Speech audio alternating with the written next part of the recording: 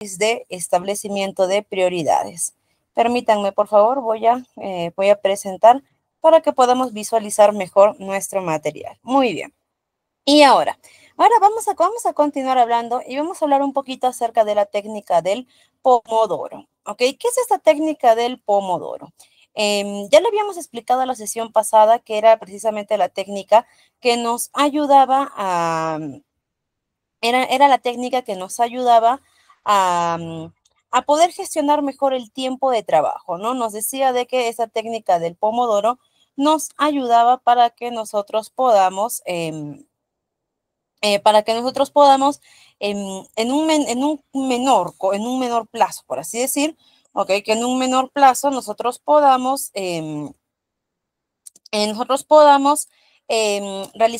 tener mayor productividad de nuestro trabajo, ¿no? Ahora, ¿por qué esta técnica se le conoce como Pomodoro?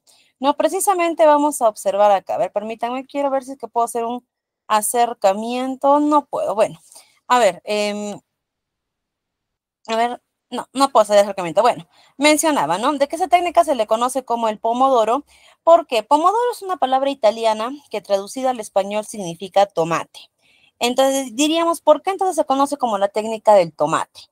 ¿Ok? Se le conoce como esa técnica porque en las personas que estén antiguas italianas, por así decir, ¿no? O en los clásicos italianos, em, lo que siempre se optaba, por así decir, ¿no? Lo que estaba entre, por así decir, la costumbre en las casas, en las familias, poder tener, era poder tener un temporizador que venía con forma de tomate.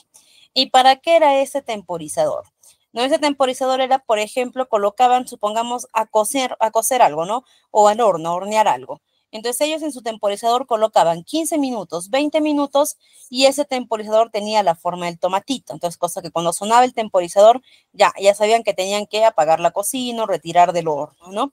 Entonces siempre es como que cada que querían establecer un tiempo decían en el pomodoro, es decir, en el tomate que era su temporizador. Y por eso ahora esa técnica recibe este nombre, ¿no? Recibe el nombre del pomodoro, ¿ok? Por estos cronómetros o temporizadores, podríamos decirles. Ahora, como ya explicamos, esta técnica del pomodoro puede llegar a ser puede llegar a ser bastante bonito, puede llegar a ser bastante eficiente, ¿ok? Pero también es una técnica que nos previene enfermedades laborales o las famosas enfermedades profesionales. Por ejemplo, ¿cuáles son las enfermedades profesionales o cuál es una de las enfermedades profesionales más conocidas? Ok, una de estas enfermedades profesionales es, por ejemplo, el síndrome del burnout. ¿Qué es el síndrome del burnout? Ok, también llamado el síndrome del quemado. Ok, ¿qué es el síndrome del quemado? Este síndrome del quemado, ok, hace referencia a cuando un trabajador está sometido a un sobreestrés o a un sobreesfuerzo y que esto termina por afectar la productividad del trabajador. ¿En qué sentido? ¿No? Por ejemplo, em, ya, vamos a poner un ejemplo analógico, ¿ok? Supongamos que tienes tu computadora, tu laptop, y estás trabajando en tu laptop. ¿Qué es lo que va a ir pasando con esta laptop mientras estás trabajando? Va a ir calentando. Entonces, ¿y qué pasa si tú sientes que tu laptop está calentando y sigues trabajando? Va a seguir calentando más y más. ¿Y qué pasa si sigues y sigues horas tras horas, días enteros con la laptop prendida, trabajando, trabajando y trabajando? ¿Ok? ¿Qué es lo que va a pasar? Que esta computadora va a calentar tanto que en determinado momento, ¿ok? Que en determinado momento se va a quemar. Por eso viene el síndrome del burnout, el síndrome del quemado. Es igual con el trabajador. ¿Qué pasa cuando el trabajador está trabajando en base a un sobreesfuerzo? Va a seguir con este sobreesfuerzo, va a continuar con este sobreesfuerzo al punto en el que ese trabajador en algún momento se va a quemar. ¿Ok? ¿A qué nos referimos con que se va a quemar? Al síndrome del burnout. ¿Y qué es quemar para el trabajador? ¿No? Cuando pierde su productividad. ¿Ok? Quemarse es cuando el trabajador entra en una desmotivación total, cuando llega a altos niveles de estrés. El síndrome del burnout trae muchas más enfermedades, como por ejemplo el estrés crónico, la cefalea, también conocida como la migraña constante, ¿no? Problemas de ansiedad, problemas de estrés mayor que pueden llegar a depresión, problemas el síndrome del túnel carpiano, problemas de postura, dolores lumbares, todo ello. ¿Ok? Entonces, ¿qué es lo que nosotros tenemos que evitar? Tenemos que evitar ello, ¿no? Entonces, ¿y por qué la técnica del pomodoro nos evita llegar a este punto? Volvemos al ejemplo de tu computadora. Supongamos que tienes tu computadora que estás trabajando y empieza a calentar. Sigues trabajando y ya sientes que ha calentado. ¿Qué pasa si tú agarras y la apagas tu computadora? Dices, ok, está caliente, la dejo un par de minutos, unos media hora, una hora, a que enfríe. Tu computadora va a empezar, va a enfriar y cuando la vuelvas a prender vas a poder seguir trabajando. Otra vez sientes que calienta, la apagas, ok, y lo vuelves a prender y sigues. ¿No? Entonces, ¿qué es lo que pasa? Estás dándole pausas a tu computadora, ¿para qué? Para que se enfríe y te va a durar toda una vida porque no se te va a quemar. Es igual con el trabajador, ¿no? Con el trabajador empieza tu escala laboral, ¿ok? Y determinado momento siente que está calentando, le das los minutos para que enfríe. Y por eso es que la técnica del pomodoro es tan precisa con los tiempos, ¿ok? Por eso esta técnica del pomodoro es muy precisa con los tiempos, ¿ok? Porque nos dice, ¿no? Que a la media hora, ¿ok? Que a la media hora, o mejor dicho, los 25 minutos de trabajo, ¿ok? Nos dice de que ya ese trabajador debe descansar, ¿no? 5 minutos, sí o sí, obligatoriamente. No debes esperar que el trabajador, por ejemplo, no debes esperar que el trabajador, por así decir, eh, espere, ¿no? O no debes esperar que el trabajador diga, no, dame un ratito más, 10 minutos más, 15 minutos más, ¿no? No, sino que tú tienes que exigir, ¿no? A la persona que está siendo sometida a esta prueba del pomodoro de que sí o sí, a los 25 minutos tiene que descansar, ¿ok? Eso es algo obligatorio.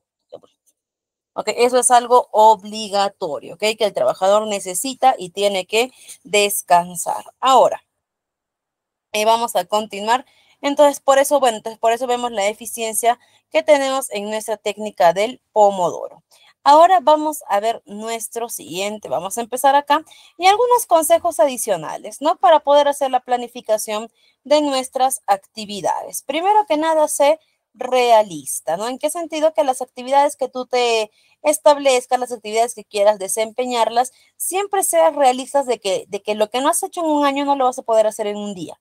¿No? O todo el trabajo acumulado de meses no lo vas a poder solucionar en una semana, sino que establecete las metas lo más realistas que puedas, sé flexible ante los cambios y celebra los logros, ¿no? No te dejes frustrar por lo que no lograste o lo que no conseguiste, sino por el contrario, celebra aquellos logros que tú puedas o los logros que tú generes con tu esfuerzo, ¿no?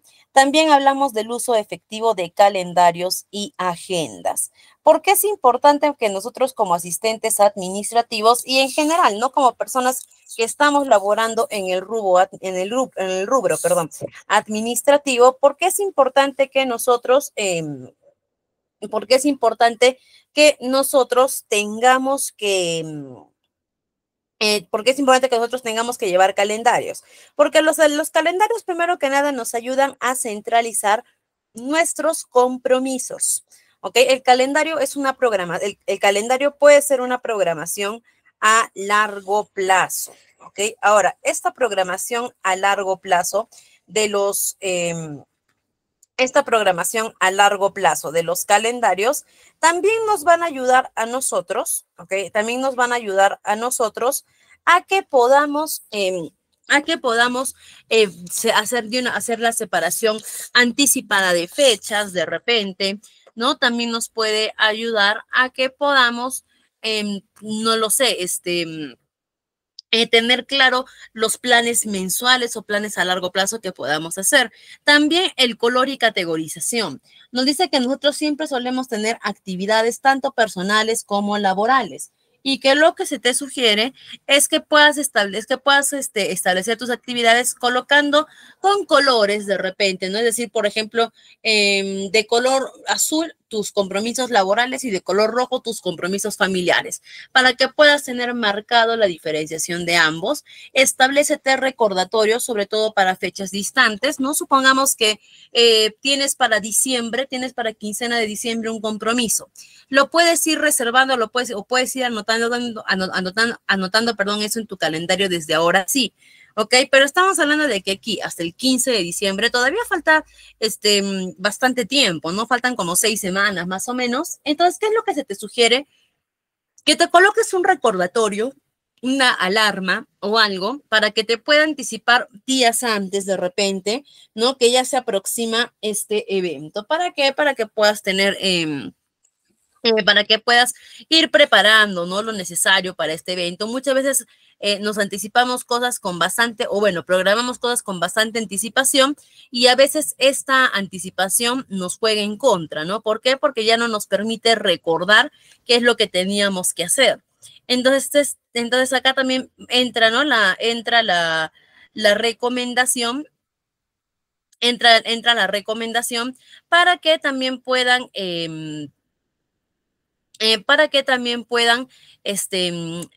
programarse estos recordatorios, ¿no? Y también, por último, vemos que también los calendarios no podemos, o es de gran utilidad, poder compartir nuestros calendarios. ¿En qué sentido es de gran utilidad poder compartirlos? ¿En qué sentido, no? Por ejemplo, vamos a ver. Ya, supongamos que estás llevando un calendario virtual, ¿ok? Porque también depende mucho el tipo de calendario que tú estés llevando, ¿ok? Ahora, en el caso que tú estés llevando un calendario virtual, ¿ok? La recomendación que se te va a dar en este caso es que puedas optar por la opción de compartir con alguien este calendario. Agregar a alguien, ¿no? Agregar a alguien a tu cuenta de Gmail, supongamos, para que esa persona también pueda tener acceso a tus actividades programadas. Por ejemplo, sería bastante útil que de repente tu inmediato pueda compartir contigo su calendario. ¿Por qué? Para que tú puedas ver las herramientas o las fechas también, ¿no? Que tiene programadas para determinadas actividades. ¿Y con qué finalidad hacemos ello, no? Esto lo hacemos con la finalidad de poder ayudar a que nosotros seamos los recordatorios de ellos, ¿no? O de repente, incluso si yo tengo su calendario, ¿no? Y yo veo que ya tiene alguna actividad separada o alguna actividad reservada, ok, entonces yo ya sé que ese día no puedo encomendarle otra actividad, ok. Entonces, esta es la recomendación que se les da, ok. Y también vamos a ver por otro lado, lo que es el uso de agendas. ¿Ok? Es necesario y obligatorio llevar una agenda. No vas a encontrar en el sector público alguna normativa que diga tú estás en la obligación de llevar una agenda, ¿no? O la ley tal te exige llevar una agenda personal. No, no lo vamos a encontrar eso, ¿ok? Pero sí va a ser muy recomendable, ¿ok? Sí va a ser recomendable que puedas llevar sí va a ser recomendable que puedas llevar esta agenda, ¿ok? ¿Por qué va a ser recomendable ello?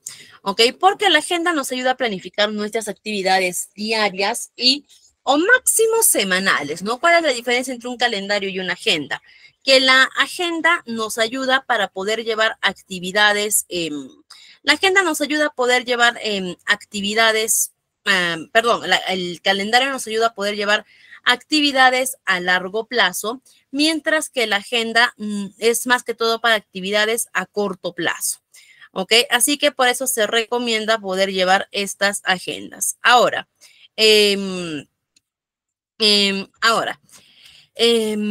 también, ahora, estas agendas, por eso decimos que las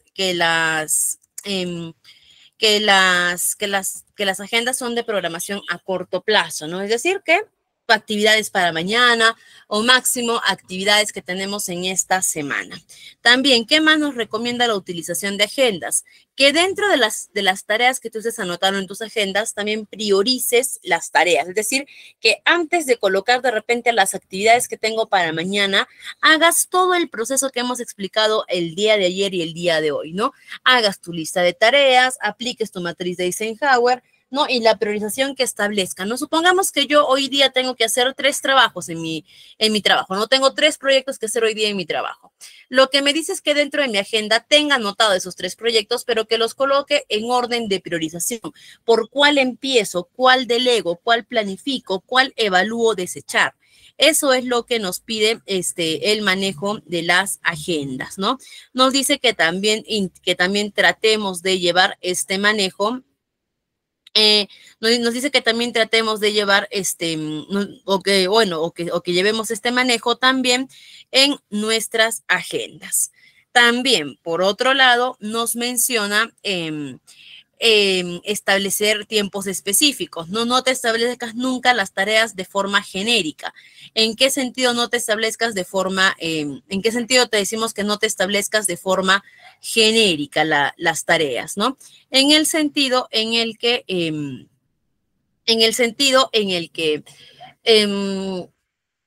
para ver cómo lo explico. Por ejemplo, no pongas de repente, hoy día voy a ir al mercado y ya. Eso es muy general. Y para una planificación diaria no te sirve. Tú puedes poner hoy día de 8 a 10 de la mañana tengo que hacer el mercado. ¿Por qué? Porque te ayuda a establecerte un límite de tiempo, ¿ok? Y así puedes planificar mejor las tareas con límites de tiempo. Es muy probable que al final no cumplas, ¿no? Con estas, es muy probable que al final no llegues a cumplir con todas estas tareas. Es normal. ¿Ok? Pero lo importante es que, ¿ok? Es que ya por lo menos te estás teniendo una línea de tiempo para ver que puedes tener una tolerancia de poder entrar o de poder salir, ¿no? Dentro de esta línea, pero ya estás estableciéndote como quien diría, una rutina, ¿no? Así también nos ayuda en este caso, la flexibilidad. Recuerda que es muy probable que puedan surgir muchos cambios, ¿ok? Es muy probable que puedan que puedan surgir cambios, que puedan surgir de pronto,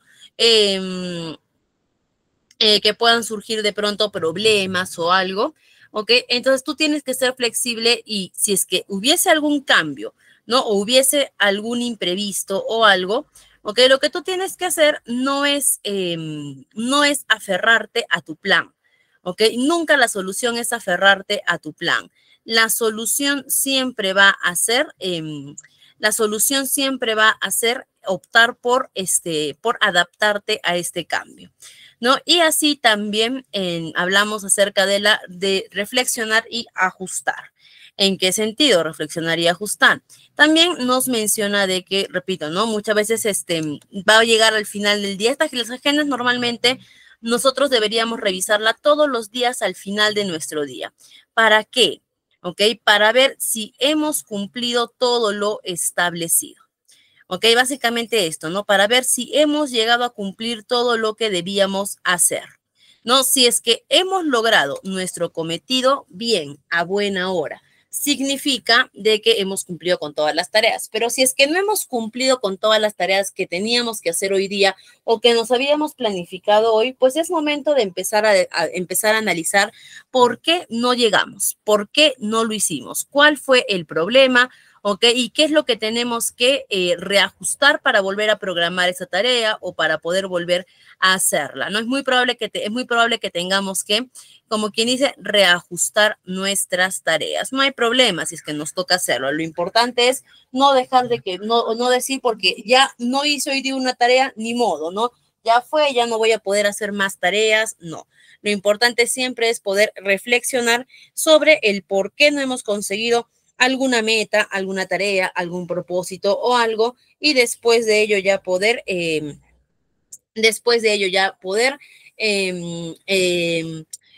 reajustarla, ¿no? Poder volver a planificarla, de repente evitar los errores que hemos podido cometer, por lo cual generaron que no podamos cumplir con nuestras tareas. ¿ok? Y esa es la recomendación general que se da para el manejo de nuestras agendas, ¿no? Siempre también recordar que no es fácil llevar un manejo de agendas, ¿ok? No va a ser fácil llevar este manejo de agendas y más que todo si es que no tenemos la costumbre, ¿no? Entonces la recomendación también es que lleves la agenda que más te resulte cómoda. Por ejemplo, ¿no? Personalmente, yo, una agenda física, personalmente, yo no podría llevarla, ¿no? ¿Por qué? Porque la agenda física involucraría que yo donde sea que vaya esté llevando mi agenda, ¿no? Y normalmente yo no soy mucho de cargar cosas, no soy mucho de cargar carteles, cosas, ¿no? Entonces, ¿qué es lo que ocasiona eso? De que de repente, si yo llevo una agenda física, en algún momento me van a pedir alguna disponibilidad, alguna tarea, me van a pedir que de repente, me van a pedir que de repente realice, ¿no? Alguna disponibilidad de tiempo y no voy a tener mi agenda a la mano para poder revisar, confirmar. Pero lo que sí siempre tengo a la mano es mi celular, donde sea que vaya, ¿no? Siempre estoy con mi celular en la mano. Entonces, mi celular, eso sí, yo siempre lo tengo a la mano. Entonces, a mí me ayuda, ¿ok? A mí ese celular, el hecho de que yo siempre estoy con mi celular, eso es lo que a mí me va a ayudar a que yo pueda, lo que a mí me va a ayudar a que yo pueda llevar una agenda virtual en este caso, ¿no? ¿Por qué? Porque mi celular es algo que yo siempre, siempre llevo en la mano, ¿ok? Ahora conozco también muchas personas de que no se confían del celular o que dicen es muy complejo, es muy complicado, a veces es demasiado el proceso para poder llenar una tarea. Yo prefiero todos los años ir y comprarme mi agenda física. ¿Ok? Y sí, está perfecto. Conozco muchas personas que están acostumbrados a llevar conozco muchas personas que están acostumbrados a llevar estas agendas físicas, ¿no? Y que les va muy bien a ellos, ¿no? Les va bastante bien, ¿no? Entonces eso está perfecto, ¿no? Si es que es la costumbre que ellos tienen de poder llevar estas agendas, ¿no? Pero también recuerden, siempre esta agenda tiene que estar a nuestra disponibilidad. ¿Ok? Y algunos consejos adicionales para ello. Precisamente, uno, bloquea tu tiempo libre. ¿En qué sentido nos dice bloquea tu tiempo libre, ¿no? En el sentido en el que... en el que nos invita a que podamos establecer nosotros mismos cuál es el tiempo libre, ¿ok? ¿Cuál es el tiempo libre que nosotros mismos nos vamos a dar y hacerlo, y primero que nada, hacerlo respetar, empezando por respetarlo nosotros mismos, ¿ok? A eso se refiere bloquear el tiempo libre, ¿no? Establecer cuál va a ser tu tiempo libre y tú mismo respetarlo. ¿Ok? Después también nos habla de la sincronización. ¿Ok? Acá también es importante destacar ello, ¿no? En cuanto a la sincronización, ¿en qué sentido es importante la sincronización? Muchas veces, y conozco muchas personas que a veces agarran y dicen, no, lo que yo voy a hacer es,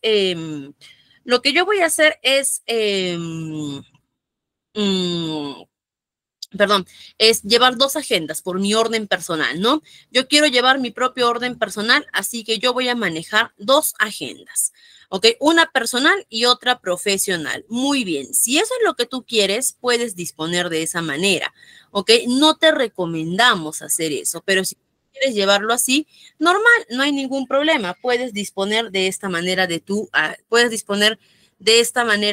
agenda. ¿Ok? Pero siempre procura tener sincronizada la información una de la otra. ¿Por qué? ¿Ok? Porque ¿qué es lo que puede pasar? Puede pasar que en determinado momento, de repente, estás en el trabajo y te pregunto, ¿tienes algo que hacer hoy día, de repente 31 de octubre? ¿Tienes algo que hacer en la noche? De repente tú agarras, abres tu agenda laboral y dices, no, no tengo nada que hacer. Ya, perfecto. Entonces, ¿te puedo programar trabajo? Sí, listo, no hay ningún problema. Ah, perfecto, genial, ¿no? Agarro y te programo trabajo, todo ello. Y al final, cuando llegas a casa, revisas tu agenda personal y te das cuenta que sí tenías una actividad planeada, pero esta actividad la tenías en tu agenda personal.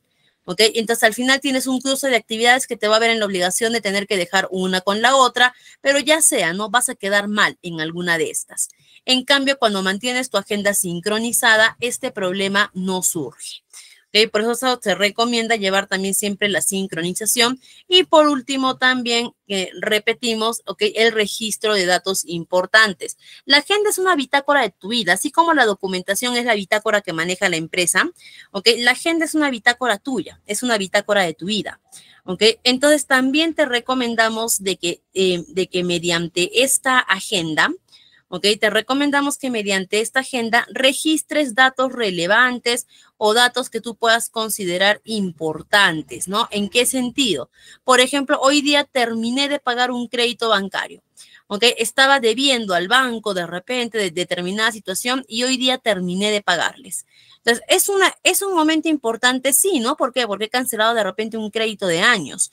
Entonces, es lo que te invita a que tú puedas en este momento es lo que te invita a que tú puedas en este momento registrar hoy día, ¿no? 31 de octubre cancelé mi préstamo. Cosa que si es que en algún momento te crece o te nace la duda, ¿no? De decir de repente, ¿cuándo habré cancelado este préstamo? O algo puedas encontrar la información dentro de tu propia agenda, ¿no? No es que termine el año 2024 y mi agenda se va junto con el año. No voy y quemo, desaparezco. No, mi agenda no, sino que estas agendas yo debo guardarlas porque son bitácoras de eventos que yo he tenido. Así que sí se recomienda poder guardar estos, así que sí se recomienda poder guardar estas agendas, ¿no? Asimismo, también vamos a poder ver por aquí algunas estrategias para manejar el estrés y mantener la eficiencia en el trabajo, ¿ok? Actividad que es muy importante en realidad, ¿ok? Es muy importante que nosotros podamos manejar el estrés y mantener eficiencia en nuestro trabajo, porque nuestra actividad administrativa, y más aún, ¿no? Como asistentes administrativos, no va a ser nada sencilla. Todo lo contrario, nuestra actividad, en realidad, nuestra actividad como asistentes, ¿ok? Sí va a ser bastante compleja, ¿ok? Ahora, ¿cuáles son algunas técnicas que nos sugiere para poder manejar el estrés? ¿Ok? Algunas de estas técnicas son, uno, por ejemplo, nos habla acerca de la priorización de tareas y el establecimiento de metas realistas. Si tú tienes bien clara cuáles son las tareas que tienes que hacer, si tienes una programación adecuada, si tienes,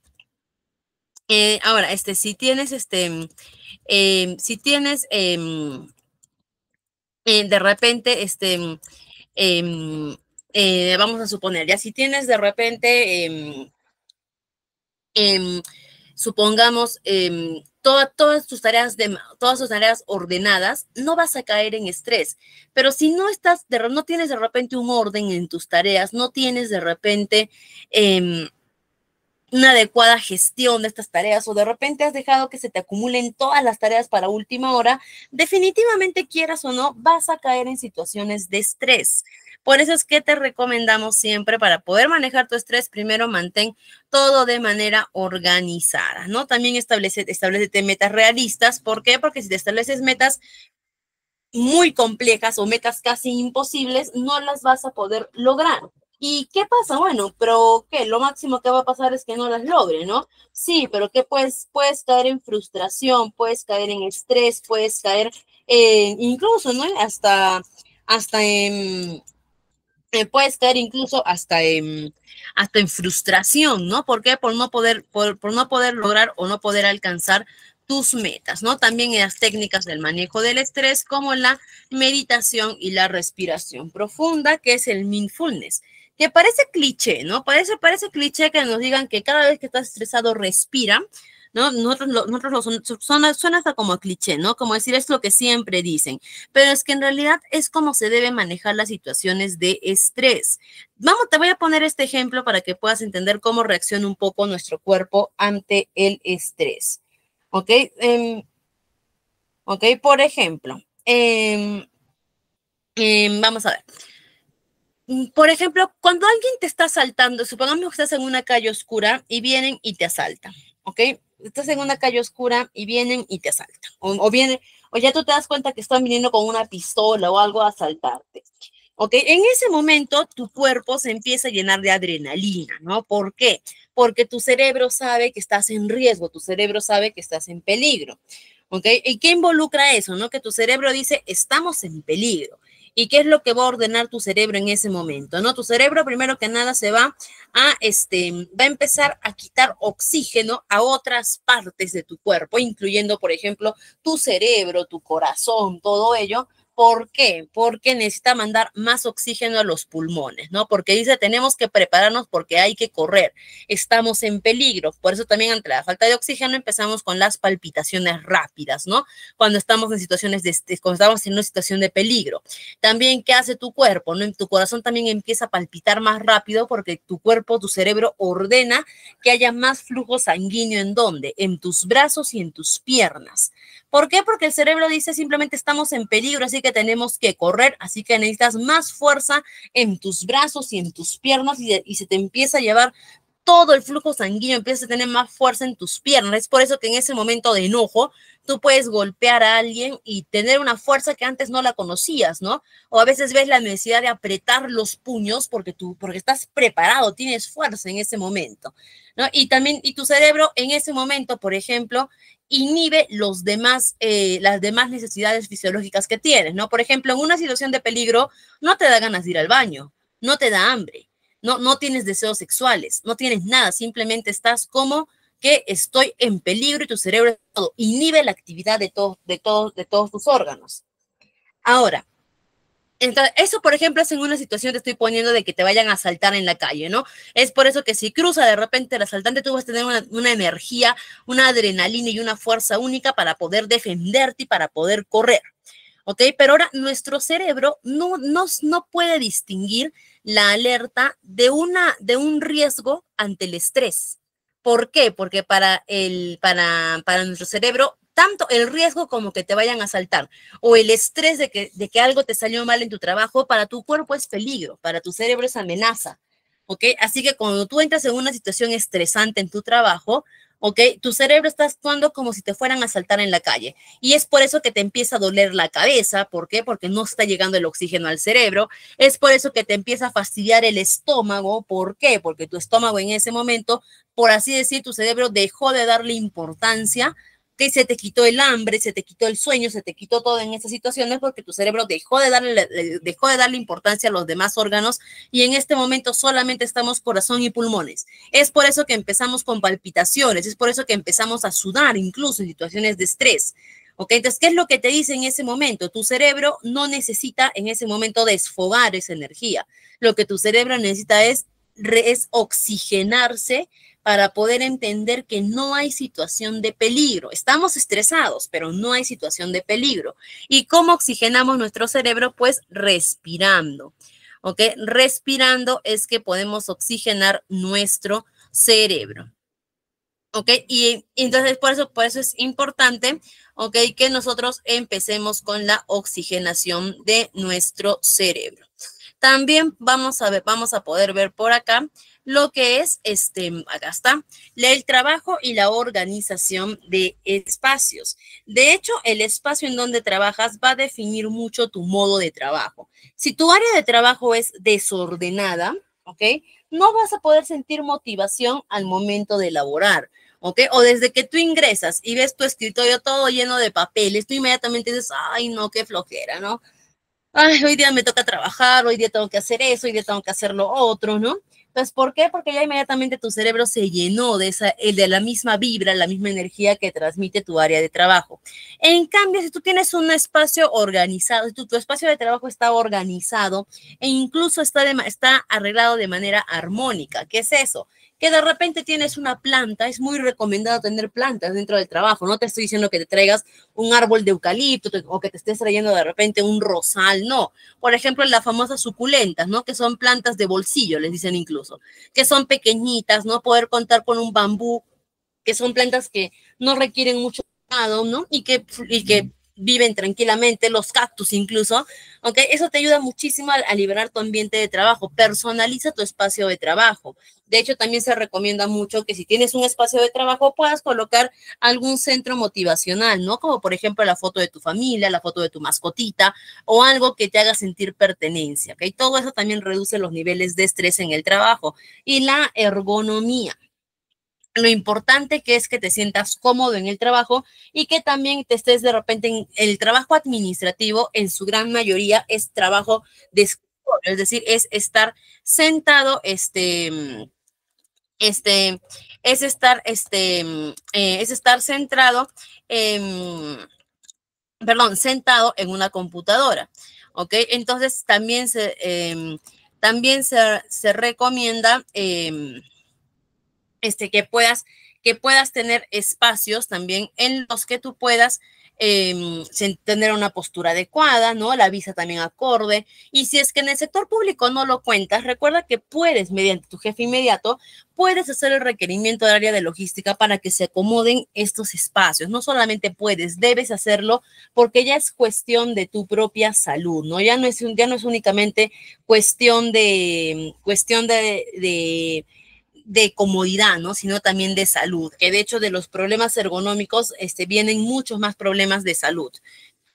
Descansos y desconexión. Recuerda que el sector público, no solamente el sector público, el sector público y privado por obligación, tienen que tener por lo menos 24 horas de descanso semanal, ¿no? Es decir, un día completo de trabajo. ¿Ok? Tienen que descansar. Entonces, y ese día tiene que ser de desconexión absoluta. Ese día no es para que no vayas de repente a trabajar y te estén escribiendo por el grupo de WhatsApp. Tenemos que hacer esto, que lo otro, ¿no? O no es para que tú también estés de repente, tus compañeros de trabajo, no se olviden que mañana hay que hacer ese trabajo, no se olviden mañana llevar esto, no es un día de desconexión. ¿Ok? Y también junto con esta desconexión laboral, también aprovecha para poder hacer una desconexión digital. Hoy en día utilizamos la digitalización para todo. Incluso para trabajar ya es necesaria, ya no es un lujo, ya no es de repente una excusa para poder utilizar la tecnología. Es muy necesario incluso para trabajar, para estudiar, pero también tu cerebro necesita descanso de la tecnología, así que aprovecha tu día de descanso para hacer actividades que no necesariamente estén involucradas con el celular o la computadora, como por ejemplo practicar algún deporte, hacer alguna caminata de repente, dormir tranquilamente incluso, ¿no? Dormir sin el celular, sin la televisión, sin la computadora, nada, ¿ok? Pero hacer alguna actividad que también te desconecte de manera digital. También vamos a ver por acá el ejercicio y la alimentación saludable. ¿Ok? La importancia de de poder hacer actividad física y una dieta equilibrada. De hecho, muchas veces las personas que padecemos de estrés crónico, porque una cosa es el estrés que se te puede dar por diferentes circunstancias, ¿no? Pero también hay personas a las cuales me incluyo, por ejemplo, somos diagnosticados con estrés crónico. ¿Qué quiere decir? Que ante la mínima situación nos vamos a estresar. ¿Ok? De repente incluso vamos a ir al cine con nuestra familia, pasarlo bonito, pero encontramos que en el camino al cine hay tráfico y ya nos estresamos. O vemos que estamos llegando tarde para la película y ya nos estresamos. Entonces, ¿qué es lo que se recomienda para estas personas? Estas personas, muy aparte de poder llevar un manejo emocional, también necesitan llevar actividad física. ¿Para qué? Para soltar todos esos estímulos de adrenalina que causan el estrés y también en una alimentación equilibrada. La comunicación y el apoyo con tu área, con tu entorno, que también es vital para este tipo de trabajos, ¿ok? Es vital para poder trabajar en áreas administrativas, ¿ok? Y también apoyarnos en nuestra área, ¿no? O el apoyo social. Tú, por ejemplo, eres el asistente. Parte de tu función es de ser un facilitador fundamental, ¿no? ¿Qué es ser un facilitador fundamental? Es ayudar a los demás a hacer los procesos más fáciles. Esa es parte de tus tareas, ¿no? Pero eso no significa que tienes que ser el superhéroe de la oficina o la beneficencia pública de la oficina, en el que tú tienes que hacer todo, en el que Si alguien tiene que dar el pecho, tienes que ser tú. Si alguien tiene que sacrificarse, tienes que ser tú. Si alguien tiene que venir este día, tienes que ser tú. No, ¿ok? No entres en el yoísmo, en el que yo lo hago, yo esto, yo el otro. No, sino que también apóyate cuando sientas que no puedas o cuando requieras ayuda. Junto con eso va, establece límites y delega.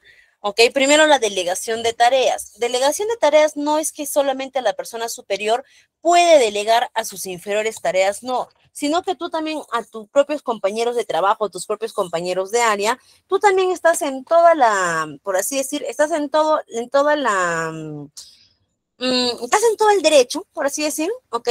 De también poder delegarles tareas a ellos, ¿no? De poder decir, ok, esa tarea es parte de tus funciones, tú tienes que hacerla, no yo. Porque eso también es establecer límites. Por ejemplo, recuerdan que en la primera sesión, si no me equivoco, eh, o bueno, creo que no fue en este curso, ¿no? Pero que les comenté, por ejemplo, cuál era un caso que a una de mis alumnas le pasó, ¿no? Que ella trabajaba en un estudio jurídico. En este caso era una entidad privada, no era una entidad pública, ¿no? Pero ella trabajaba en un estudio jurídico y ella dijo de que cuando entró una nueva socia a esta firma, esta socia al principio le pedía hacer tareas que eran normalmente que lo hacían el resto de abogados, pero que pedía que ella se las haga, ¿no? Como por ejemplo, ármame el expediente, ¿no? Envía esto, hace lo otro, decía, bueno, ya, pero que al fin y al cabo eran tareas administrativas y que la facilitación que de repente los otros necesitaban, ella de repente necesitaba un poco más de facilitación, perfecto, pero que después esta jefa, porque era su jefa, ya le empezó a pedir cosas como, un favor, corre, toma mi tarjeta, corre al banco, saca plata y de ahí vas de repente al otro banco y me depositas esa cantidad de dinero. Decía que esto ya no era parte de mis obligaciones, pero lo hacía a manera de favor. Después decía, toma, con esto vas y toma, con esto vas y pagas de repente, no lo sé, ya, supongamos, ¿no? Toma, vas con esto y pagas la pensión del colegio de mis hijos. De repente, oye, me han cortado, incluso ya esta luna me contó, ¿no? Que surgió una pelea por la cual ella renunció porque esta abogada le gritó, ¿no? Le dijo, ¿por qué? Porque le habían cortado la luz en su casa. Y le dijo, ¿por qué no has pagado la luz de mi casa si tú tenías el recibo? Y ella le dijo, porque no es parte de mis funciones. Entonces, que muchas veces van a entrar incluso en el abuso del asistente administrativo, no siempre, ¿no? Ni tampoco va a ser un abuso consciente, un abuso a propósito, sino que a veces el asistente puede llegar a ser tan acomedido, ¿no? Que se sienten en la libertad de poder pedir favores más allá de lo laboral o de lo administrativo. Entonces tú también como asistente tienes que saber establecer tus límites, hasta dónde es lo que tú puedes hacer y recuerda también saber decir no. Eso es básico para un asistente administrativo, saber decir no. La formación en habilidades del manejo de estrés, como mencionaba hace un momento, si eres una persona que tienes estrés crónico, que eso cada uno lo sabe, ¿ok? Tienes que llevar programas de entrenamiento para manejar este estrés. Puede ser con un coaching, puede ser con un coach, puede ser con un mentor, puede ser a través de un psicólogo, puede ser a través de un psicoterapeuta, puede ser, no lo sé, lo que tú sientas que te ayuda, puede ser a través del ejercicio, a través del yoga, ¿ok? Pero tienes que llevar algún método de entrenamiento para poder, eh, para poder gestionar tu estrés. ¿Ok? También vamos a ver lo que son las herramientas de autocuidado, como duerme lo suficiente, en el que muchos se dicen, ¿no? Que las horas que debe dormir uno son 8 horas, ¿no? Con 6 horas es más que suficiente, ¿no? Pero si puedes dormir 8 horas, está bien. Recuerda que las 8 horas deben ser corridas, ¿no? No es que en la noche duermo de 2 de la mañana a 6 de la mañana, 4 horas, y en la tarde vuelvo a dormir otras 4 horas. No, listo, ya completé mis 8 horas diarias de sueño. No, ¿ok? No, tienen que ser tus 8 horas, tus 6 horas corridas, ¿ok? De corrido, ¿ok? Tienen que ser estas 6 horas de corrido. Asimismo, también la planificación perdón, y recuerda también tener hobbies y pasatiempos. Recuerda que no todo es responsabilidades o tareas, ¿no? Sino que también puedas contar con hobbies, con pasatiempos, que muchas veces nos olvidamos de ello. Busca alguna actividad que disfrutes, no tiene que ser necesariamente una actividad física. De repente disfrutas mucho dibujando, de repente disfrutas mucho leyendo, disfrutas mucho pintando, haciendo manualidades, no lo sé. Ok, ¿ok? De repente disfrutas mucho esas actividades, pues hazlo, ¿ok? Si es lo que disfrutas. Y la planificación y evaluación, ¿no? Revisión y ajuste. Siempre planifica tus actividades y recuerda revisar y ajustar en caso sientas que de repente no estás cumpliendo con los tiempos adecuados. ¿Ok? Y ahora sí, estimados, vamos a pasar a permítanme un momentito, por favor, vamos a pasar a nuestro último módulo. ¿Ok? En el que vamos a hablar acerca del código de ética. ¿Ok? Permítanme, por favor, un minutito mientras aperturo nuestro material. ¿Ok? Recuerden que de todas las sesiones, este módulo número 5 es el único módulo que no tiene netamente un respaldo, por así decir. ¿Ok? Este módulo es el único que podríamos decir no es que tenga necesariamente un respaldo, ¿no? Sino que sino que es más que todo las recomendaciones necesarias, ¿ok? Pero ahora sí vamos a regresar a nuestro último tema, que este sí tiene nuestro respaldo legal. ¿Cuáles son los objetivos de nuestro último módulo? Es establecer los principios, éticos, ¿ok? Es establecer los principios éticos, ¿ok? De nuestra institución y valores en el ejercicio de la función pública. Códigos de conducta y responsabilidades del asistente administrativo. La prevención de conflictos de intereses y las buenas prácticas en la gestión pública. ¿Ok? Y para ello vamos a empezar a ver nuestro código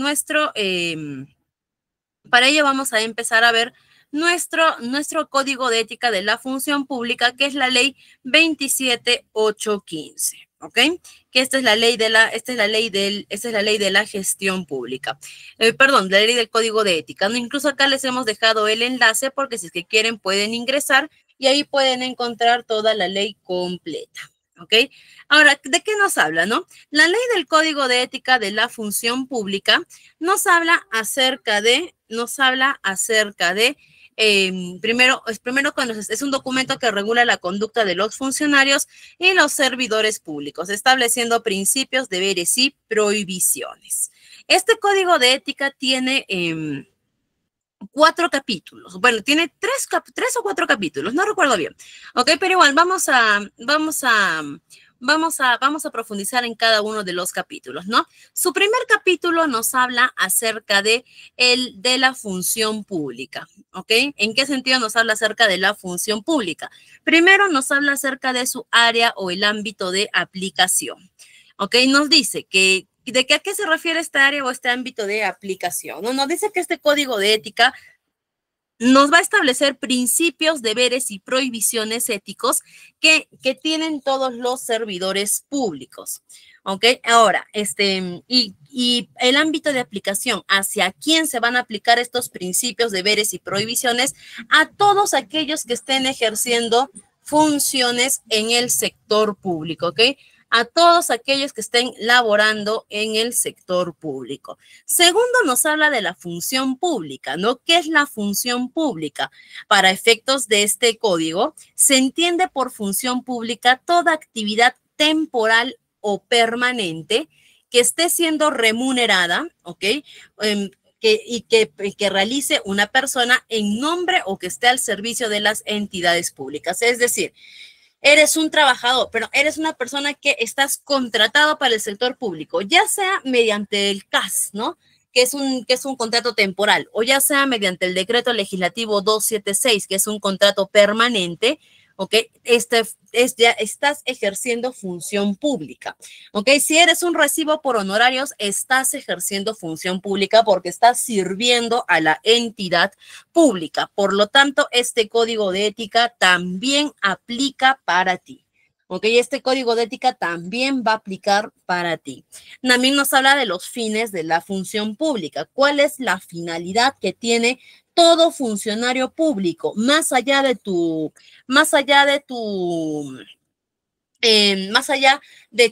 nivel del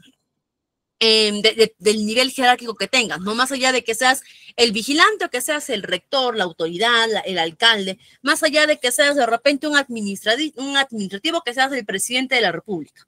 ¿ok? Todos son funcionarios públicos y ¿cuál es su principal objetivo? ¿Cuál es su finalidad? Es brindar servicios públicos a la ciudadanía. No importa cuál sea tu cargo, no importa cuál sea tu nivel jerárquico, no importa cuál sea tu posición dentro de la organización, tu principal objetivo es brindar servicios públicos a la ciudadanía, ¿no? Eso es lo que te convierte en un servidor público.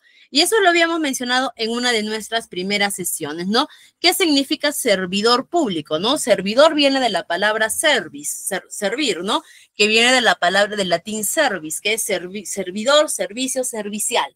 ¿Ok? Es decir, que eres una persona que tienes que estar al servicio del público, tienes que estar a disposición, si quieres verlo de esta manera, del público en general. ¿Ok? Y para esto vamos a ver recuerden que este código nos establece principios, deberes, prohibiciones y también sanciones. ¿Ok? Vamos a ver primero cuáles son nuestros principios de la función pública. ¿Ok? ¿Cuáles son estos principios? Estos principios van a ser primero el respeto. ¿Ok? ¿A qué se refieren con el respeto? Primero nos dicen, ok, que nosotros debemos respetar lo que es la Constitución y las leyes. El servidor público tenemos que actuar de acuerdo a estos principios, ¿no? ¿Y cuál es nuestro primer principio? Nos habla del respeto hacia quién, hacia la Biblia, o mejor dicho, ¿no? Así como en la Biblia es el libro sagrado de la religión, de muchas religiones, ¿no? Para nosotros en el ámbito político, nuestra Biblia sagrada, ¿no? Por así decir, es la Constitución, ¿ok? Dentro de todas sus leyes. Nos dice que si tú respetas la Constitución, vas a estar respetando todas las normativas, todos los comportamientos que se consideran éticamente correctos, ¿no? Entonces, primero que nada nos dice eso, ¿no? Respeta tus leyes. También nos habla de lo que es la probidad. ¿Qué es la probidad, no? La probidad es actuar con rectitud, honradez y honestidad, ¿ok? La probidad es de poder... la probidad viene de que tú puedas poner satisfacer el interés general, ¿ok? Desechando algún provecho o ventaja personal. A ver, ¿en qué sentido puede ser la probidad, no? Es decir, si tú estás tú como servidor público, estás en una situación en la que sabes, supongamos, ¿no? Supongamos que vas a hacer una licitación, ¿ok? Con una empresa. Y tienes dos opciones, ¿ya? Una empresa que sabes que es buena, una empresa que sabes que haría el trabajo de manera correcta, que sabes que haría el trabajo de manera adecuada, ¿no? Y que sería beneficioso para toda la sociedad en general, ¿no? Porque tendrían, supongamos, ¿no? Una obra, una pista, un puente seguro que pueda ser útil.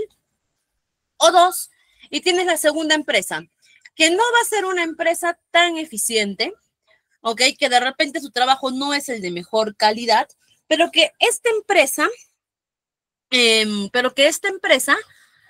sí te asegura a ti que te va a dar una buena comisión por contratarlos. Es decir, quien sale ganando eres tú, no una población en general. ¿Qué es la probidad? La probidad es agarrar y poder decidir, ok, quiero el bienestar general. Pongo el bienestar general por encima de algún interés particular. Eso es la probidad, ¿no? Ahora, eso te habla desde un sentido, mejor dicho, eso te habla desde un sentido como servidor público. ¿Ok? Eso te lo habla desde un sentido como servidor público. También vamos a ver lo que es la eficiencia, ¿no? ¿Qué es la eficiencia? Hacer procesos de manera correcta y adecuada. ¿Ok? Es decir, que que te puedas desenvolver en tu cargo de manera adecuada, ¿no? Procurando también siempre tener capacitación sólida y permanente. ¿Ok? Entonces, miren lo que nos menciona el sector público, ¿ah? La obligatoriedad, porque recuerda que este código de ética es de cumplimiento obligatorio, de que tú como servidor público siempre estés, ¿ok? Buscando la capacitación continua, el aprendizaje continuo. Y junto con ello va de la mano lo que es la idoneidad. ¿Qué es la idoneidad, no? La idoneidad viene de la palabra idóneo, ¿ok? ¿Qué es lo idóneo? Lo adecuado, lo correcto, ¿no? Muchas veces decimos, ¿no? Lo ideal, ¿no? Una cosa es lo que tenemos, otra cosa es lo ideal, ¿no? De repente decimos, tengo de repente, no sé, peso de repente 60 kilos. Lo ideal sería que pese 55 kilos, ¿no? ¿Qué quiere decir? Que en el mejor de los casos, en el mejor contexto, debería pesar ese peso, ¿no? Supongamos. Entonces, la idoneidad va por ello, ¿no? La idoneidad nos dice que se entiende como la aptitud técnica, legal y moral que debe tener el servidor público para poder realizar su cargo. Es decir, que el servidor público, ¿ok? Nos dice que el servidor público debe ser la persona ideal, debe ser la persona correcta para poder ejercer sus funciones públicas, ¿ok? Y nos dice, y si es que tú eres consciente, ¿no? Que no estás al nivel del puesto, ¿ok? Que no eres la persona idónea para ese puesto, nos dice que dos opciones, ¿no? Uno, o deberías dejar esa plaza para alguien que verdaderamente sí esté en la posición de poder lograr, de poder realizar el trabajo que merita este puesto, o dos, también nos menciona que deberías de buscar la capacidad, la capacitación, ¿no? Capacitarte para poder lograr este puesto de trabajo. También nos habla de lo que es la veracidad. ¿A qué se refiere con la veracidad? Responder de manera...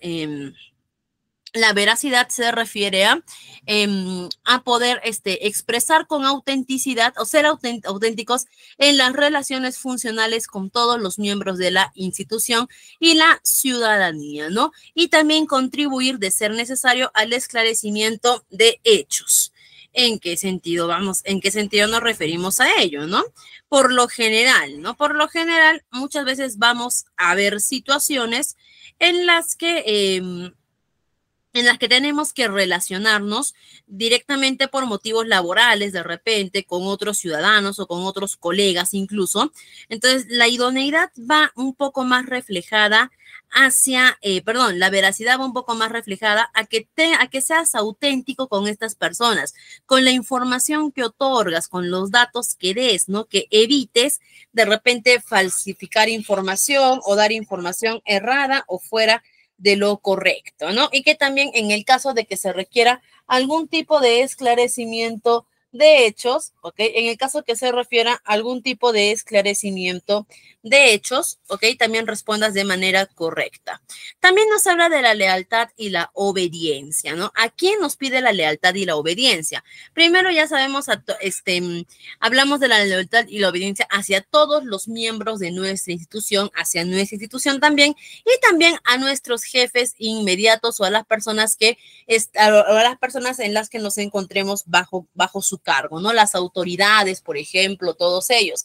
Te dicen de que tienes que ser una persona ideal, una persona idónea, ¿ok? Una persona leal, una persona obediente. Es decir, que si tu autoridad, tu jefe inmediato o alguien te pide que hagas una tarea, que no cuestiones o no hagas, ¿cuál sería la palabra? A ver, que no de repente, que no hagas un complot de repente, o que si no estás de acuerdo con algo, en vez de manifestarlo, en vez de manifestarlo, te pongas a hablar a escondidas o a crear murmullos, rumoraciones, ¿no? Evita hacer eso, ¿ok? Ahora, también, ¿qué es lo que te dice? No es que tampoco de repente vas a ver a tu jefe, ¿ok? Hacer algún acto incorrecto, algún acto que no es adecuado, y te vas a quedar así nomás calladito, ¿no? Sin decir nada, no, ¿ok? En realidad lo que te dice es, que si es que tú ves eso, recuerda hacia quién es tu obediencia primero, ¿no? Y hacia quién es directamente la primera obligación a quien tienes, o la primera persona con la que tú tienes que tener obediencia es directamente a tu constitución, que te marca que haz lo correcto. Después también te habla de la justicia y la equidad, ¿ok? Que te dice que tienes que tener disposición para el cumplimiento de tus funciones, otorgando a cada uno lo que es debido, no beneficiando a algunas personas ni tampoco perjudicando a propósito a otras personas, ¿ok? Que tú tienes que actuar en equidad, que tú tienes que actuar con equidad con los administrados, con tus superiores, con tus propios trabajadores de repente y con la ciudadanía en general, ¿no? Te dice de que tienes que actuar con equidad, que tienes que ser justo con el trato que les estés ofreciendo, ¿ok? Eso es lo que nos habla de la equidad y la justicia. La lealtad al Estado de Derecho, ¿ok? Que nos dice que un funcionario de confianza le debe lealtad a la Constitución y al Estado de Derecho. ¿Ok? Es decir, tú tienes que ser leal al propio sector público.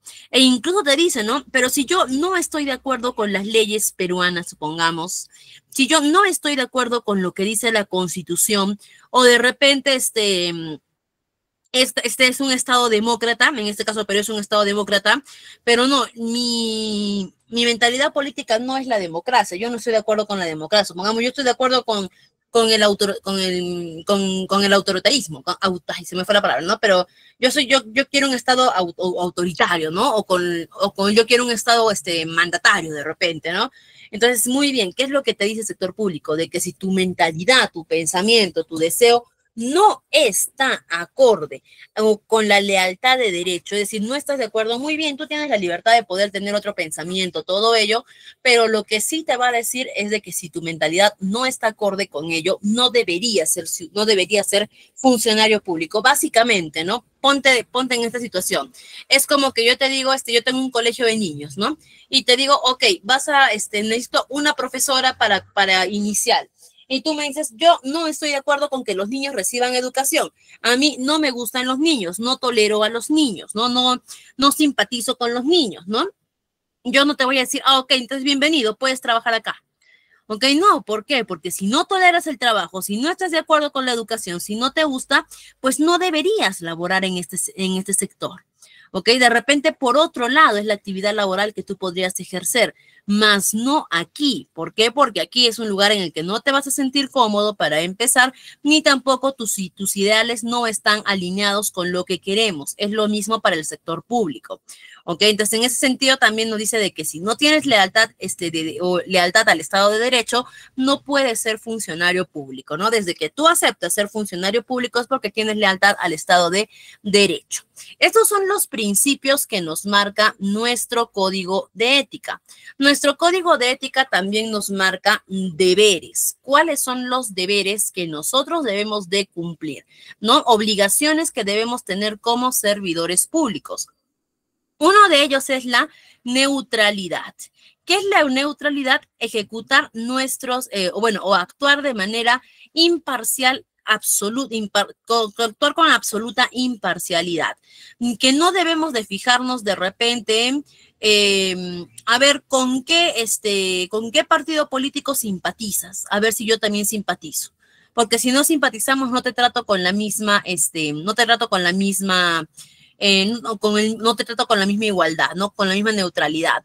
O cualquier otra índole, ¿no? Como por ejemplo, vinculaciones personales, partidos políticos, institucionales. También habíamos hablado de creencias personales, ¿no? Habíamos puesto en nuestra anterior sesión un ejemplo, ¿no? Dijimos, supongamos que eres una persona que no estás de acuerdo con la mentalidad LGTB, ¿no? O más que mentalidad, con el estilo de vida LGTB, ¿no? Personas lesbianas, gays, travestis, bisexuales, ¿no? Y demás. Entonces, supongamos que tú no estás de acuerdo con esa mentalidad, todo ello. Muy bien. En tu aspecto personal, ¿ok? En tu aspecto personal tienes todo el derecho de no estar de acuerdo. ¿Ok? Tienes todo el derecho, porque también tú tienes también libertad de pensamiento, ¿no? Y si algo no te agrada, no te gusta, tienes derecho, que no te agrada, que no te gusta. Perfecto. ¿Ok? Hasta ahí nada que observarte. Pero si tú vas a utilizar si tú vas a utilizar de repente, ¿no? Esta libertad que tú tienes de pensamiento, ¿no? Si es que tú la vas a utilizar de repente ya para no atender y adecuadamente a una persona, ¿ok? Entonces ya no estás siendo neutral en tus deberes, ¿no? También en lo que es la transparencia. Recuerdan que hemos visto, ¿no? Los tipos de documentación, transparencia activa, transparencia pasiva, ¿no?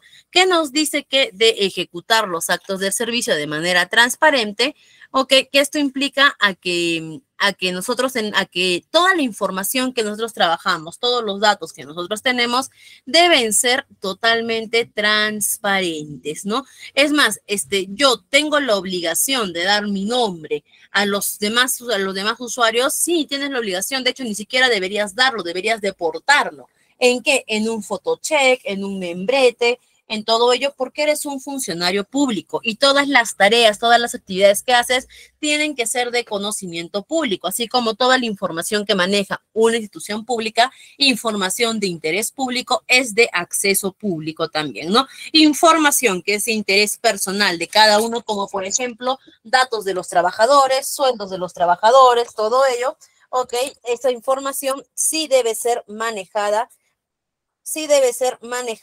de manera más privada, ¿no? Por así decir, de manera un poquito más privada. También por aquí vamos a ver lo que es la discreción. ¿Qué es la discreción? Ok, la discreción nos dice que es guardar o reservarnos respecto a hechos o informaciones de los cuales no tengamos conocimiento o motivo completo, o dos, también que no tengamos el consentimiento, ¿ok? Que no tengamos el consentimiento. Por ejemplo, ¿no? De repente yo sé o yo sospecho que está pasando algo en mi entidad pública, ¿ok? Yo no puedo salir de frente y hablar de ese hecho, difundirlo, ¿no? O promover ese hecho si es que no tengo la seguridad de que efectivamente se puede dar o no la situación que yo creo que se puede dar. ¿Ok? Me dice, no, tú no puedes hacer eso, ¿no? Te dice de que para eso tienes que guardar la discreción necesaria, ¿no? Entonces, ahora, recuerda también, hay información que en el sector público que antes de salir tiene que, por así decir, aclararse, tiene que pasar su debido proceso, ¿no? Entonces, lo que te dice es, espera a que la información termine con todo su proceso y después de ello, después de ello, ¿ok? Y después de ello, ahí ya recién tú puedes hablar, puedes aclarar, puedes, puedes soltar esta información siempre y cuando tengas la autorización, ¿no? También te habla del ejercicio adecuado del cargo. ¿En qué sentido? Ok, nos dice que cuál es tu deber, ¿no? Te dice de que si tú tienes un cargo en la entidad pública es porque tienes funciones y estas funciones tienes que hacerlas, ¿no? Ok, que tú como servidor público tienes que cumplir con tus funciones y no puedes adoptar ninguna represalia en ningún tipo o ejercer coacción o amenaza contra otros servidores públicos u otras personas. Es decir, de repente me dieron la jefatura de mi área, ¿no? Ok, ahora que soy jefa, me voy a aprovechar de este puesto que tengo, ¿no? Y me voy a vengar de mi anterior jefe, ¿no? Que ahora ha pasado a ser mi subordinado. No, me voy a vengar de él, ¿por qué? Porque me hizo muchos problemas por mucho tiempo. No, ese no es el sentido, o esa no es la finalidad que buscamos como servidores públicos, ¿ok? O también de repente por ahí, el pensamiento es otro, ¿no? De repente el pensamiento va por, ahora que soy servidor público, ahora que soy servidor público, voy a beneficiar a mis amigos, voy a beneficiar a mi familia para poder hacer los diferentes procesos, trámites que teníamos que hacer. Tampoco, esa no es tu finalidad como servidor público. ¿Ok? Tu finalidad como servidor público es hacer tu trabajo de manera correcta, hacer tu trabajo de acuerdo a lo que amerita y a lo que corresponde, ¿ok? Eso se llama hacer el adecuado uso de tu cargo, ¿no? Y también utiliza adecuadamente los bienes del Estado. ¿A qué se refiere el utilizar adecuadamente los bienes del Estado? Por ejemplo, ¿no? Cuando tú trabajas en una entidad pública, esa entidad pública va a procurar o va a tratar de colocar todos los materiales necesarios o toda la instrumentación necesaria para que tú puedas ejecutar tu trabajo, ¿no? Por ejemplo, en el caso del asistente administrativo, te va a tratar de colocar una computadora, un escritorio de repente, el acceso a internet, ¿no? Todo ello. Entonces, ¿qué es lo que te dice? De que estos insumos o materiales que te da el sector público, ¿para qué son? Son para que puedas ejercer tu trabajo, es para que puedas ejercer tu función pública. Entonces, haz un uso adecuado de estos bienes, ¿no? ¿Para qué? Para ejercer la función pública. Por ejemplo, a muchas autoridades, ¿no? De las diferentes entidades públicas, normalmente les suelen asignar movilidades, ¿ok? Es decir, vehículos para su disposición. ¿Para qué? Los recojan, los lleven, para que los recojan, los lleven, porque cuando uno tiene un puesto de autoridad en una entidad pública, muchas veces el trabajo no es de escritorio de oficina, sino que es de estar recorriendo, es de estar saliendo, yendo a ver las sedes, yendo a ver a ceremonias, eventos que te invitan y requieres la movilización constante. Por eso te asignan muchas veces una movilidad, ¿no? Eso está bien, eso está genial. ¿Ok? Pero ¿qué pasa a veces, no? Que al final terminas viendo a la movilidad supongamos, el rector de la universidad. Terminas viendo al carro del rector de la universidad recogiendo a la esposa del rector del mercado, llevando a los hijos del rector al colegio, recogiendo a la mascota que le han hecho su peluquería, recogiendo el chofer y llevándolo a su casa. En este caso, este bien que se le ha dado al rector, ¿no? Que es el vehículo, no es para eso, ¿ok? A este rector de esta universidad no le han asignado este medio, ¿no? Este medio en este caso que es su vehículo, no le han asignado para que él pueda tener la facilidad a modo personal, sino para que pueda tener la facilidad a modo laboral, ¿no? Entonces, incluso ahora también tú de repente, ¿no? Estás en el estado y tienes que imprimir tu tarea, tu trabajo de repente, ¿no? Y vas a la fotocopiadora del estado e imprimes las 20, 30, 40 hojas que tienes que imprimir, ¿ok? Estás haciendo un uso inadecuado de los bienes del estado porque no es para eso, ¿ok? Es para ejercer función pública, netamente. ¿Ok? Entonces también te dice, respeta los bienes del Estado. Por ejemplo, acá les pongo un ejemplo también de los bienes del Estado, ¿no? Me acuerdo que, no sé si lo hicieron todas las universidades públicas en general, ¿ya? Pero me acuerdo de la Universidad Pública de Arequipa, ¿no? La única que hay en Arequipa, que es la Universidad de San Agustín. Me acuerdo que esta universidad, en épocas de pandemia, ¿ok? Cuando estábamos en plena pandemia, necesitaba implementar ya el inicio de sus clases, que en este caso iban a ser clases virtuales, ¿no? Por el mismo tema, ¿no? De lo que estábamos en plena cuarentena. Entonces, que ya necesitaba iniciar ya con sus clases presenciales, ¿no? Me acuerdo de ello. Y bueno, ¿no? Entonces, como ya se iban a iniciar estas clases presenciales, ¿no? ¿Qué es lo que hizo este rector de la universidad? ¿No? Agarró y repartió celulares. Repartió celulares a todos los alumnos de la universidad. ¿Con qué finalidad hizo la repartición de celulares? ¿Ok? Para que los alumnos pudiesen tener el acceso a Internet y el dispositivo para acceder a Internet, ¿no? Y poder asistir a sus clases virtuales. Ahora, si bien es cierto, ¿no? Estos celulares eran para el uso de los alumnos, estos celulares se adquirieron por medio del presupuesto público.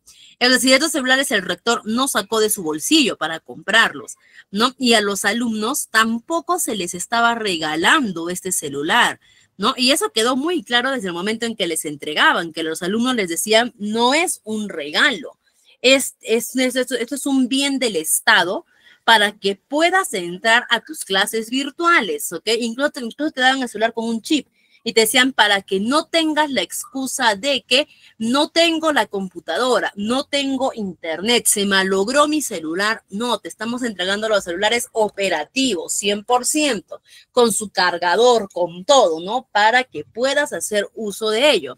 ¿Y qué pasó con muchos alumnos, no? Muchos alumnos entendieron de que estos celulares ya eran suyos. Y muchos alumnos comercializaron los celulares, ¿no? Agarraron y dijeron, el celular que yo tengo es mejor, ¿no? Ya, entonces, ¿qué agarro? Vendo mi celular, ¿no? Lo voy a vender. ¿Por qué? Porque mi celular es mejor. ¿Para qué quiero uno que es de menor gama? ¿Ok? Y vendían sus celulares. Otros de repente salieron, ¿no? A alguna fiesta o algo y lo perdieron el celular. Otros utilizaban el celular para irse a la calle, ¿no? Me voy a la calle de repente, algo, uy, me lo robaron, me asaltaron, me robaron, ¿no? Y al final, después de unos años, porque fueron años, la universidad, ¿no? También debido a fiscalización que les hicieron todo ello, ya tenían que devolver esos equipos, o sea, esos celulares que le dieron a los alumnos tenían que devolverlos, ¿ok? Y cuando la universidad ha ido o mandó su comunicado, ¿no? A los alumnos de que se va, así como hemos pasado casa por casa a entregarles los celulares, ahora ustedes, como ya estamos en clases presenciales, ya no requieren el uso del celular, así que ahora ustedes tienen que dentro en las secretarías de sus escuelas, ¿no? De sus facultades, todo ello, tienen que ir de tal apellido, tal día a entregar su celular, de tal apellido a tal apellido, otro día para entregar su celular. Es decir, llegó el momento de la devolución del celular, ante lo cual muchos alumnos dieron el grito al cielo, ¿no? Porque dijeron, ¿para qué nos regalan si nos van a quitar, ¿no? ¿Para qué nos dan si al final nos van a quitar? Y es que nunca se les regaló. Se les dijo que ese era un bien del Estado y que ellos tenían que hacer el uso adecuado. Muchos alumnos decían, ¿y qué pasa si lo he robado? ¿Qué pasa si me lo han perdido? ¿Qué pasa si se ha malogrado? ¿No? Es que tú tenías que cuidarlo. ¿Ok? Porque eso no era un bien tuyo, era un bien del Estado en este caso los alumnos no ejercen función pública, pero reciben educación pública y era para que puedas hacer una función de tu educación pública. ¿Ok? Entonces, en ese caso tú tenías que cuidarlo, ¿no?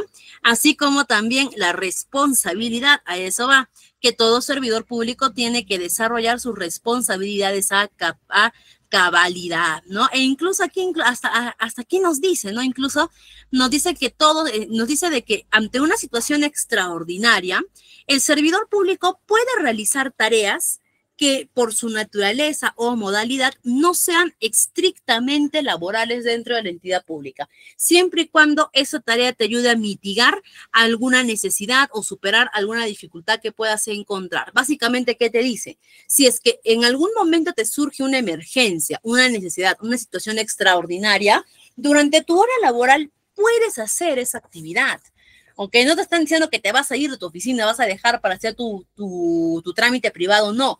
Pero de repente estás en ese rato, en tu horario laboral, y te dicen, de repente te llama tu hijo, mamá, un favor, mándame este documento firmado para el colegio, ¿no? ¿Qué es lo que te dice el Estado? Si es una situación de emergencia, necesitas solucionarlo, hazlo. Imprime, firma, escanea, manda durante tu horario laboral, ¿ok? Pero siempre y cuando sea una situación, de emergencia, ¿ok? Pero lo que te dice es, después de que soluciones ello, ¿ok? Después de que soluciones ello, continúa con tus actividades normales, ¿no? Y ahora viene ya la última parte que nos habla de las prohibiciones. Estamos prohibidos de mantener intereses de conflicto, es decir, de estar inmiscuidos en contrataciones de repente que de alguna manera podrían beneficiarnos a nosotros o de tomar decisiones que podrían beneficiar a personas de mi entorno. Estoy prohibido de obtener ventajas indebidas, como dinero, por ejemplo, que no amerite a mi salario, ¿no? Estoy impedido de poder obtener algún beneficio que no me corresponda. ¿Ok? Realizar actividades de proselitismo político. Yo de repente soy muy partidaria del partido político del Gallito. ¿Ok? Yo no puedo ir todos los días a mi institución pública y difundir el partido del Gallito. Decir al Gallito, sí, voten por el Gallito. Tú no eres del partido político del Gallito, ¿ok? Contigo no me hablo. Tú y yo no somos amigos. No. ¿Ok? No puedes hacer eso. Tú nada tiene que ver tus preferencias. Tú puedes tener tus preferencias políticas, por supuesto que sí, las que tú quieras tener. Eso es parte de tu libertad. Pero también lo que te dice es de que tú tienes que respetar que el sector público es un sector neutro, no es un sector en el cual tú puedas hacer proselitismo político. Tú no puedes ir a difundir sentimientos políticos, nada de ello, ¿no? También te habla de hacer un mal uso de la información. Recuerda que cuando eres servidor público tienes acceso a información pública que no muchos tienen, ¿ok? O que incluso normalmente el ciudadano promedio no lo tiene. Entonces, con mayor razón, tienes que ser respetuoso de esta información y no hacer uso de manera inadecuada de esta información, ¿no? De esta información privilegiada.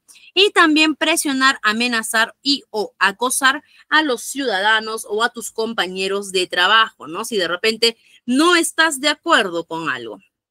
no estás de repente, no estás de acuerdo con alguna idea, algún pensamiento o algo, tú no puedes ir y amenazar por el desacuerdo, tú no puedes agarrar a los usuarios y amenazarlos con que si se quejan de ti les vas a frustrar el trámite, no puedes, ¿ok? No puedes hacer ello. Ahora vamos con nuestro cuarto capítulo que nos habla de los incentivos. ¿Cómo incentivamos al cumplimiento de cómo incentivamos al cumplimiento de nuestro código de ética, ¿no? ¿Cómo incentivamos para que se pueda cumplir este código de ética? Promoviendo una cultura de probidad, transparencia y justicia, estableciendo mecanismos e incentivos de cumplimiento, difundir el código de ética. Al día de hoy hay muchos servidores públicos que no estaban ni enterados que tenían un código de ética.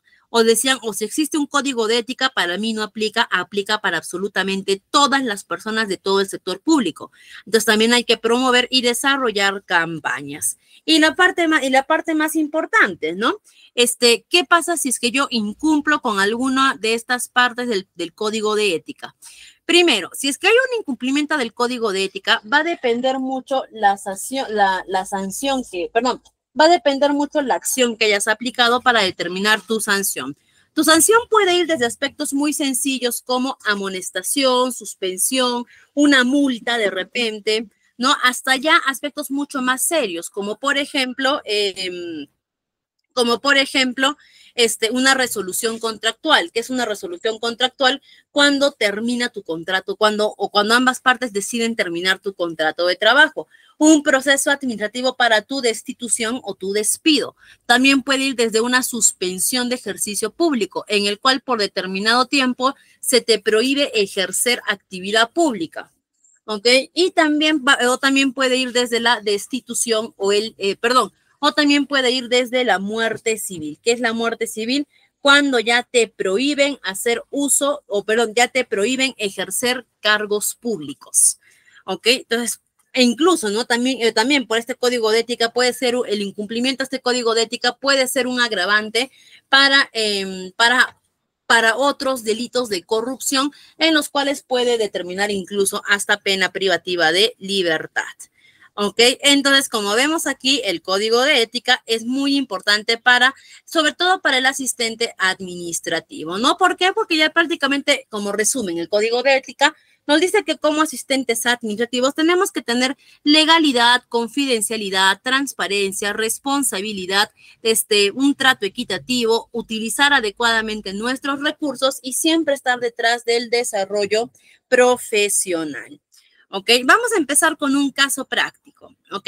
El caso práctico, por ejemplo, nos habla de Carlos, que Carlos es un asistente administrativo de una oficina gubernamental que se encarga de otorgar subsidios a otros, de